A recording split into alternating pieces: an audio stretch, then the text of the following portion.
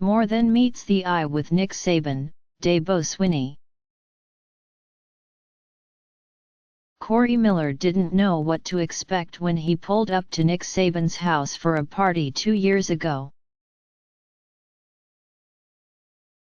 His son, Christian, was in Tuscaloosa for an official visit at Alabama, and Saban and his wife, Terry, were hosting an event for the recruits' parents. All Miller knew was that there was supposed to be karaoke. I remember there was a security guard at his house when we showed up, and I'm thinking, a karaoke party at Nick Saban's house. How much fun can that be, recalled Miller, a former linebacker with the New York Giants. I was like a lot of people. You have this vision of Nick Saban that he's very serious and never smiles. And then you see a whole different person. The Lakers have fallen on hard times. Kobe, looking forward to inspiring next generation of athletesCurry. We gave up a lot to get KD'Most. Believe Brady will go to Supreme CourtscMiller. Might have been expecting a football droid that night. What he got was John Travolta and a scene right out of Saturday Night Fever. Let me tell you, Coach Saban is smooth, especially when he and Mississippi Terry get out there and start doing the electric slide with everybody, said Miller, who works now as a sports anchor for Fox 57 in Columbia, South Carolina. He brings out that karaoke machine, and they crank it up. Everybody was singing and dancing. Coach Burton Burns was the DJ, and we're all out there sweating and getting down, and there's Coach Saban about 10 feet from you doing the same. It was a blast. It's safe to say no one would be surprised to see the guy Saban will match wits with Monday night in the College Football Playoff National Championship presented by AT&T, ESPN, 8:30 p.m. ET, on the dance floor.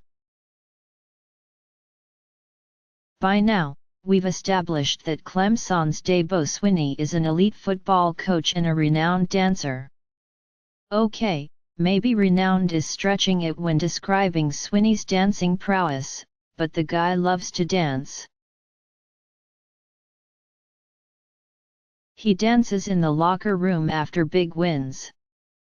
He dances on his boat while spending the day on the lake with his players.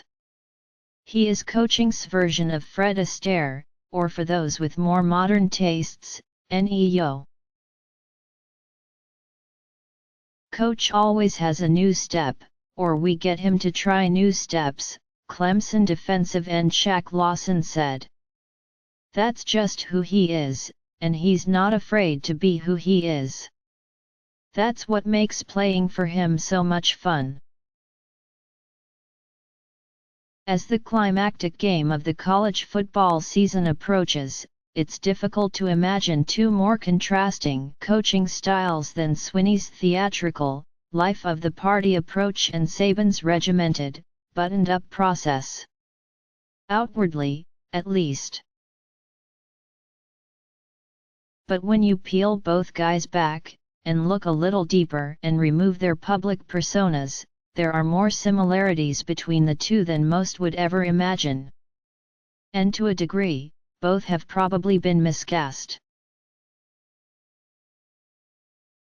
Sometimes people get the misconception that Coach Saban is miserable, but he's really not, said former Outland Trophy winner Barrett Jones, who was a part of 3 national championship teams at Alabama under Saban and now plays in the NFL. He just loves the grind. That's what he loves. Once you understand that about him, it's different. He enjoys getting in his office and watching film. He loves practice. He loves preparing his teams. But he's not always like that. He jokes around and loves to give guys a hard time. He definitely has a fun side to him that maybe everybody doesn't see.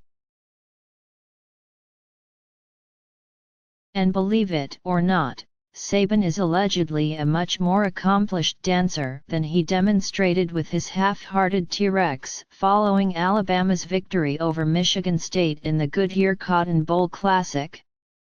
I really do have some moves. I didn't want to let them all out, joked Saban, who was admonished for his poor effort by his daughter, Kristen. Miller will vouch for that, especially after seeing the coach get down to everything from Kool and the Gang to Journey to the Revelation. Al Green. And that's a part of the reason Miller was so happy to see his son, who now is a redshirt freshman at Alabama, decide to play for Saban.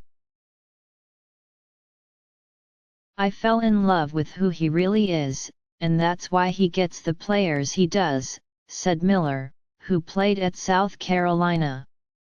I love the serious side. He loves to talk football and is always thinking about ways to get better. When it's about business, it's about business with Coach Saban. But he's not the stuffy person a lot of people think he is.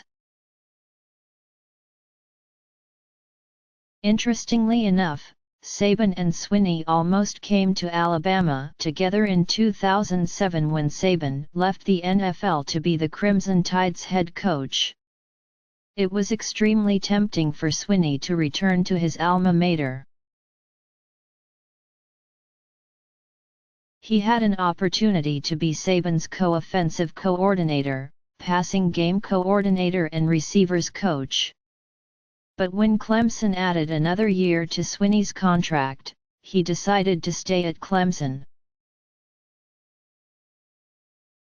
It was the right move, because a little more than a year and a half later, he was named Clemson's interim head coach after Tommy Bowden resigned midway through the 2008 season. And the interim tag was removed later that year. Remember what an animated Swinney said when he was first introduced as the Tigers' full-time head coach. "I've never failed at anything in my life," he beamed. Well, that's Swinney in a nutshell, full of energy, full of life and full of confidence.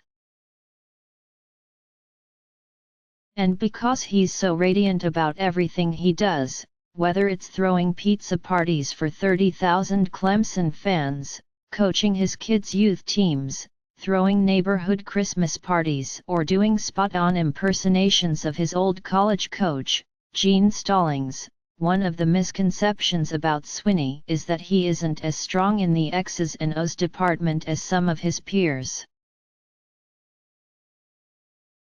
In retrospect, when you consider he has won 46 games over the past 4 years and beaten the likes of LSU, Oklahoma, twice, and Ohio State in bowl games, the notion that Swinney would take a backseat to anybody in terms of coaching acumen seems absurd.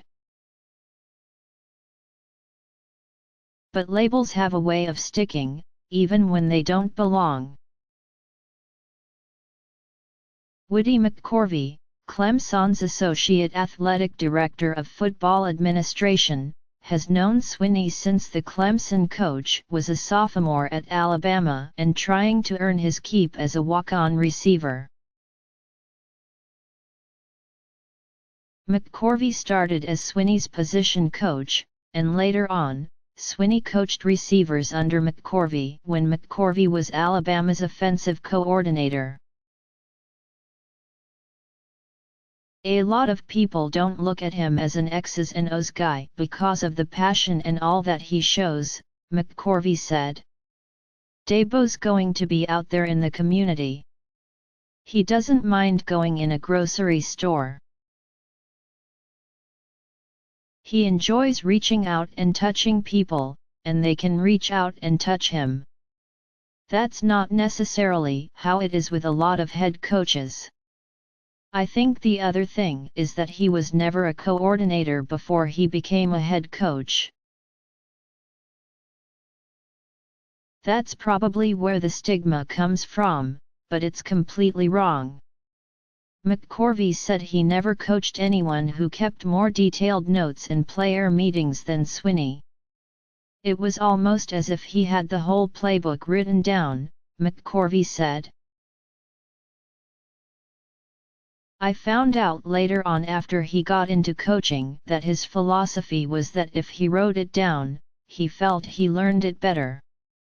He always had a reference to go back to, and that carries over today to our staff meetings.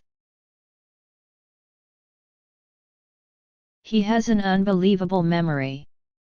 When McCorvey was calling plays for Alabama, he said Swinney was his right-hand man.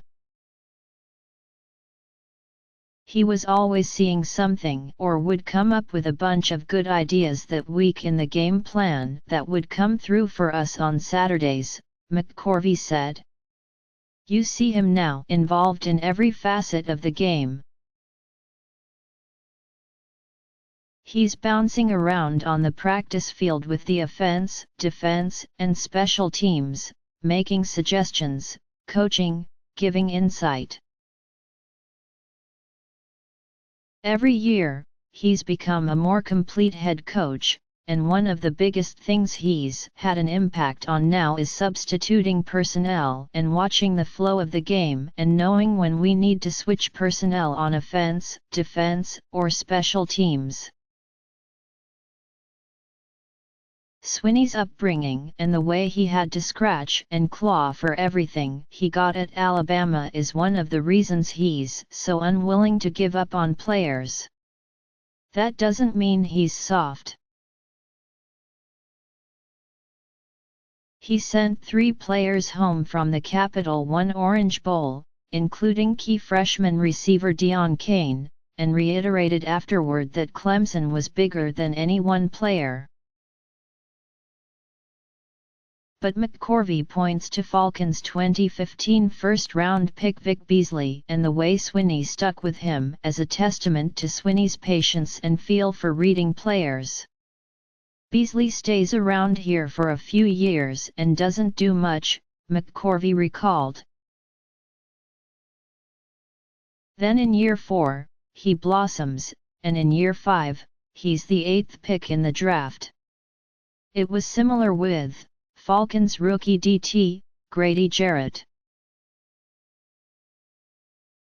Nobody really wanted him in recruiting, and a lot of people on our staff questioned whether we should take him, but Dabo saw something in him. I remember him saying, "We're taking him. I like what he stands for, and look at the player Jarrett has become." The big thing is these kids see how genuine Dabo is. Right from the beginning, they see that it's not an act. One of the first things Swinney tells younger coaches is that they need to be themselves above all else. It certainly has worked for him, even though earlier in his career critics wondered if he was more clown prince than football coach. What works for me may not work for you, Swinney said. I can tell them specific things about the business, but you have to be who you are. If a coach has been successful, I can study him, but I can't be him. At the end of the day, you have to stay within your personality and what you believe in. I don't think there's any question that players know quickly when you don't know what the heck you're talking about or trying to be someone you're not.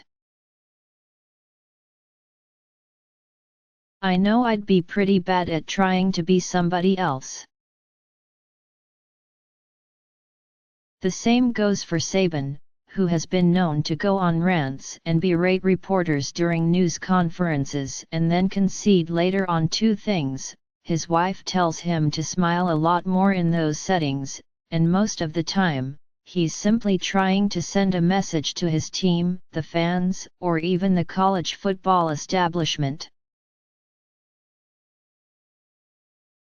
I know people think I don't enjoy a lot of the things that go along with coaching, Saban said. I may not show it to everybody, and maybe I don't show it enough, period, but I get a tremendous amount of self-gratification out of what I do. I have no idea what I would be doing if I weren't coaching, but I guess we all have a way that works for us. Oddly enough, the fact that Saban never seems completely relaxed during football season is what appeals to his players. It's one of the reasons the Alabama program has been able to deal with monstrous expectations that only seem to swell each year, if that's possible. A fourth national championship in 7 years will be at stake on Monday night in Glendale, Arizona, and nobody needs to tell the Alabama players how a runner-up finish would play in Tuscaloosa. The thing with Coach Saban is that he knows when to turn it on and when to turn it off, Alabama middle linebacker Reggie Ragland said. A lot of people don't see Coach's goofy or sensitive side because he's always focused in and doing his job. He's always pushing for more, pushing us to be better, and that's why you come here. He's always in it, horse and all. He's going to throw his hat or something to let you know, and he's always going to be that way until he decides he can't go anymore. That doesn't mean he's not fun. It just means he's a winner and wants us to be winners in everything we do.